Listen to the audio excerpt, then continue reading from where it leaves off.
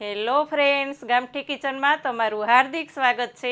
આજે આપણે બનાવીશું ફરાળી ભજીયા અને તેની સાથે સુપર ટેસ્ટી એવી આપણે દહીંની ચટણી બનાવશું। ફ્રેન્ડ્સ, આજે આપણે શિવરાત્રી સ્પેશિયલ રેસીપી બનાવવાના છીએ અને સાથે તમે 11 હોય કે ગમે તે વ્રત ઉપવાસમાં ખાઈ શકો। અને વ્રત ઉપવાસ નહીં પણ છોકરાઓને ગમે ત્યારે નવું ખાવાનું મન થાય અથવા તો તેના ટિફિન બોક્સમાં દેવાનું હોય તો આ ભજીયા એટલા સરસ લાગે છે કે તમે ચોક્કસ ટ્રાય કરજો।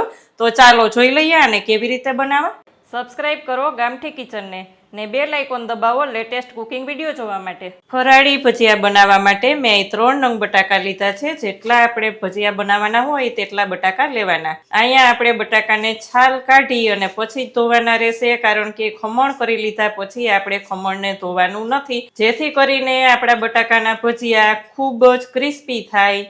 અને જો ખમણને ધોશું તો એકદમ પોચા પોચા એવા આપણા ભજીયા બની જશે। એટલે આપણે બિલકુલ ખમણને ધોવાનું નથી, અહીંયા આપણે બટાકાને જ ધોઈ લેશું અને આ જ રીતે આપણે ત્રણેય બટાકાની છાલને કાઢી લેશું। અહીંયા આપણે છાલ કાઢી લીધા પછી જે મોટું હોલ હોય તેનાથી જ આપણે જાડું ખમણ કરી લેશું।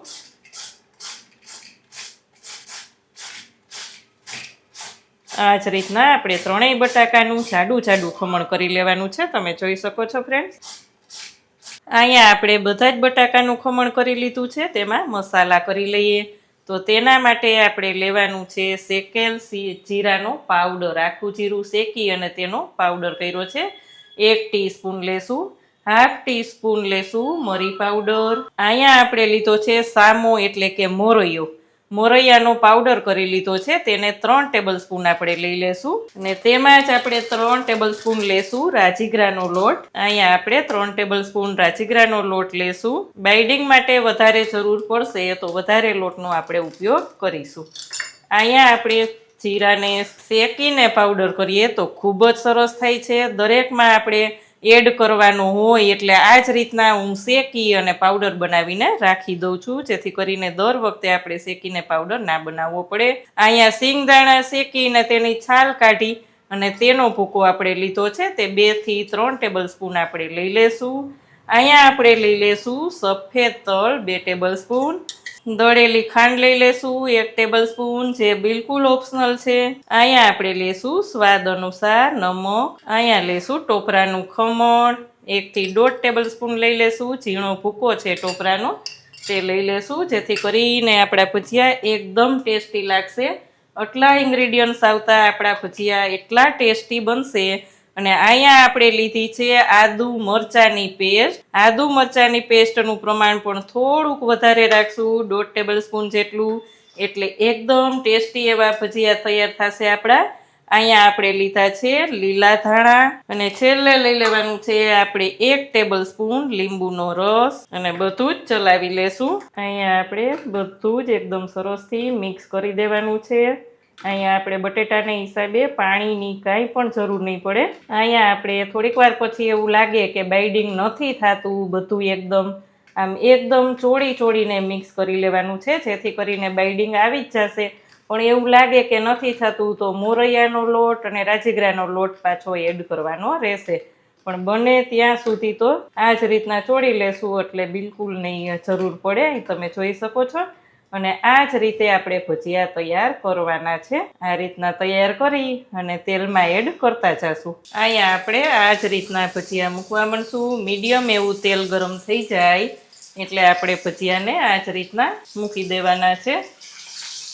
ભજીયાને અહીંયા આપણે થોડીક વાર પછી જ પલટાવશું, જેથી કરીને નીચેથી એકદમ ક્રિસ્પી થઈ જાય। અહીંયા આપણે આ જ રીતના થોડા થાય એટલે ધીમે કરી અને પલટાવી લેવાના છે અને એકદમ ગોલ્ડન બ્રાઉન થવા દેવાના છે। અહીંયા આપણે એકદમ સરસ બધા જ તમે જોઈ શકો છો ફ્રેન્ડ્સ કે નીચે ચોઈટા પણ નથી, અહીં જોઈ શકો છો એકદમ ક્રિસ્પી એવા આપણા ભજીયા તૈયાર થશે। અને આ ભજીયા ફ્રેન્ડ્સ આપણે વ્રત કે ઉપવાસમાં બનાવ્યા હોય કે હમણાં શિવરાત્રી આવે છે ત્યારે બનાવીએ તો પેટ પણ ભરાઈ જાય અને ખાવાની ખૂબ મજા પડી જાય। અને આ પણ ખાવા કેમાં તો તેની સાથે આપણે સ્પેશિયલ દહીંની ચટણી બનાવવાના છીએ. તમે વિડીયો એન્ડ સુધી જોજો. એકદમ સરસ ક્રિસ્પી ભજીયા અને સાથે એવી સરસ દહીંની ચટણી થશે. હજી પણ આપણે થોડા ક્રિસ્પી એવા ભજીયાને થવા દેશું. અહીંયા આપણા એકદમ સરસ ગોલ્ડન ક્રિસ્પી ભજીયા તૈયાર થઈ ગયા છે ફ્રેન્ડ્સ. અને લઈ લેશું અને બીજા ભજીયા પણ આ જ રીતના આપણે બનાવી લઈએ. મીડિયમ ફ્લેમ ઉપર જ થવા દેવાના છે. અહીંયા આપણે બીજા ભજીયા પણ આ જ રીતના મૂકી દેશું કારણ કે આપણું તેલ સરસ ગરમ જ છે.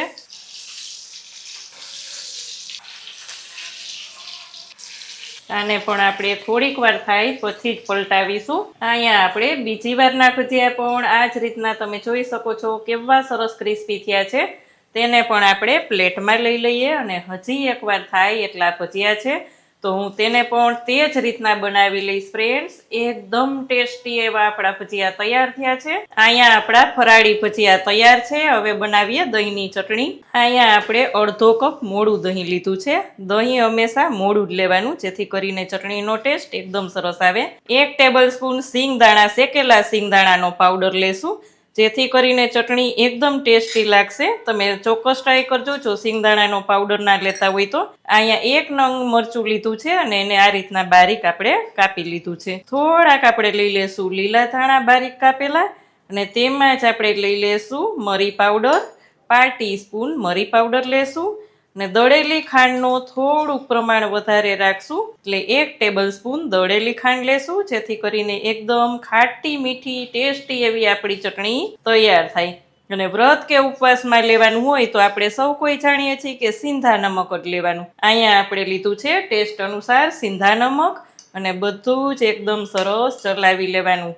આ ચટણી ભજીયા સાથે એટલી સરસ ટેસ્ટી લાગશે ફ્રેન્ડ્સ કે તમે ચોક્કસ ટ્રાય કરજો. અહીંયા જુઓ એકદમ મસ્ત મજાની આપણી ચટણી પણ તૈયાર છે અને ભજીયા પણ તૈયાર છે. ચલો સર્વ કરીએ. તો દહીંની ચટણી સાથે એકદમ સુપર ટેસ્ટી ક્રિસ્પી ભજીયા ફ્રેન્ડ્સ આપણા તૈયાર છે. એવું નથી કે આને વ્રત ઉપવાસ કે શિવરાત્રી ઉપર જ ખાઈ શકો છો. ગમે ત્યારે બાળકોને નવું અલગ ખાવું હોય તો આ તમે બનાવીને આપી શકો છો. બાળકોના ટિફિન બોક્સમાં પણ તમે આપી શકો છો.